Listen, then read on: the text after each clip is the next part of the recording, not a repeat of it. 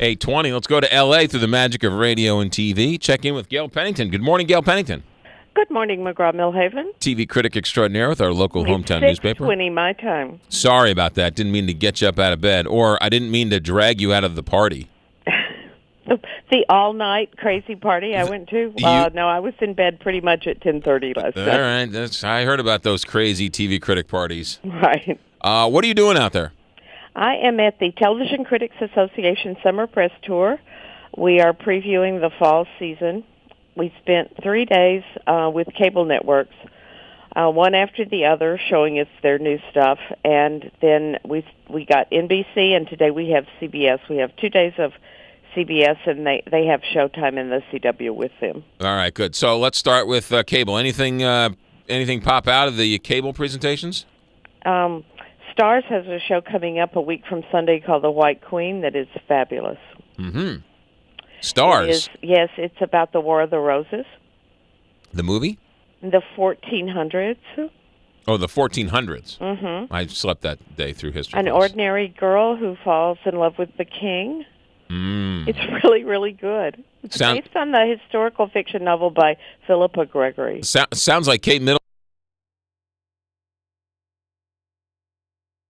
That only Middle Ages. All right, good. Yeah. Then that's on Starz. Starz getting into the original content. Starz is getting into the original programming business in a really big way. They have some very good stuff. While we're talking about original content, and I haven't talked to you or forgot to ask you this or didn't or was on vacation, whatever, the fact that Netflix won some Emmy nominations, is that the seismic shift that I think it is?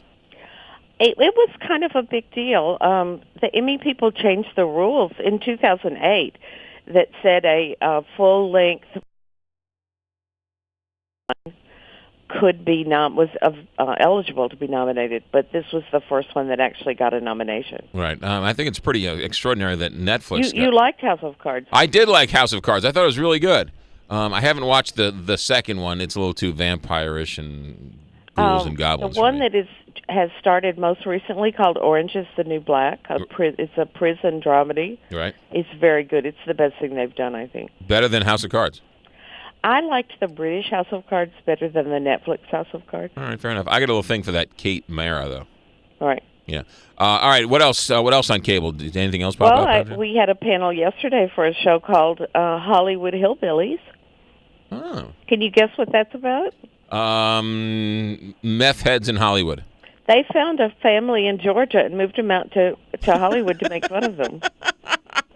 So it is like the Beverly Hillbillies.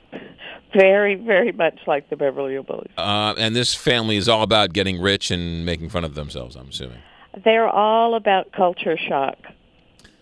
Yeah, well, yeah. All right. So the sublime and the ridiculous in cable. Yeah, all right. Network-wise, anything new happening network-wise? Well, today is actually a very cool day of CBS because we're going to have, Will Arnett, who's one of my favorite people, will be here first thing this morning. He has a new show called The Millers with the great Margot Martindale. Yes, that TV show. And Beau Bridges. I like Beau Bridges. Are going to be in that. And then later today we're having all their other new shows. Robin Williams will be here for his new sitcom called The Crazy Ones, which I've been describing as Mad Men as a sitcom. Have you seen that at all? I have. It's about an advertising agency run by a crazy man and his 2 kids. So, in other words, sounds like every ad agency here in St. Louis.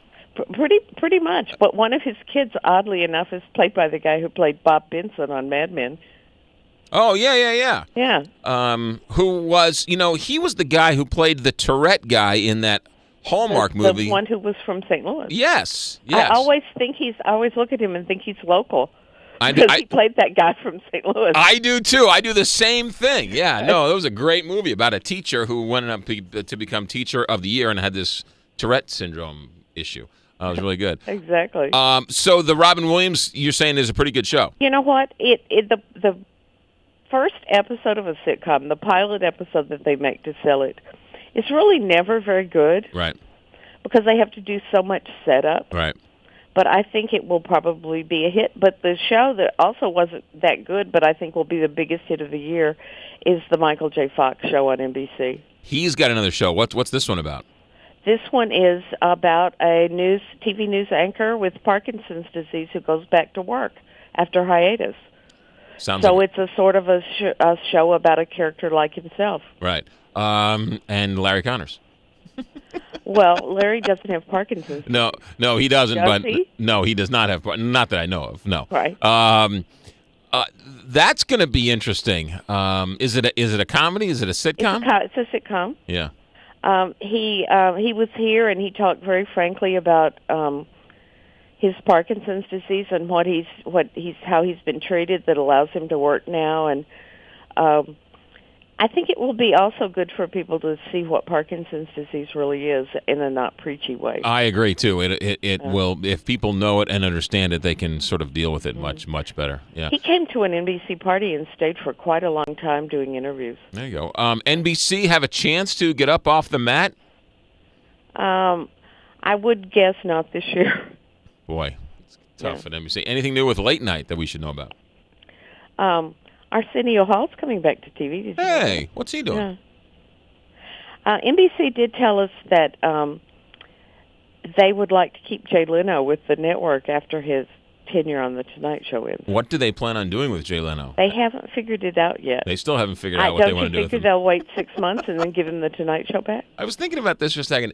NBC could not have messed up late night any more than they have in the last 25 years. No, they couldn't have. And yet they still find themselves, in the lead in that world.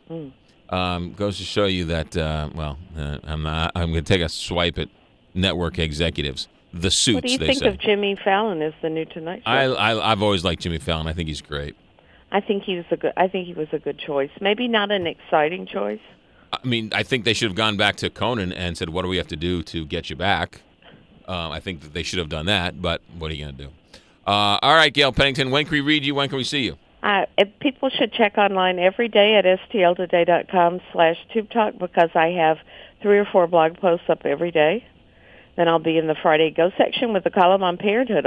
We had all the parenthood cast here. Oh, good. All right, good. I like that, the blonde, Monica Potter.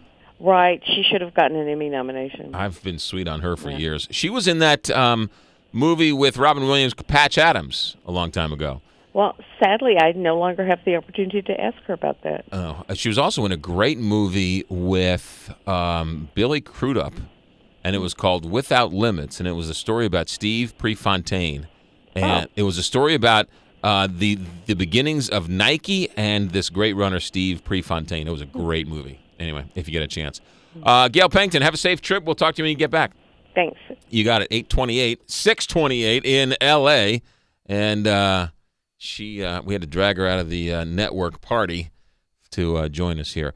Go see that movie, Without Limits. It's with Monica Potter and Billy Crudup, who doesn't look like Billy Crudup at all. Donald Sutherland's in it. A couple other people you recognize. It was one of those movies that just sort of shows up on cable one day, and you don't know where, or when, or why, or how.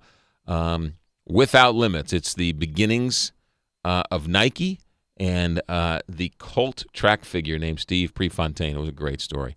8:30 here on the Big 550 KTRS. Target Talk St.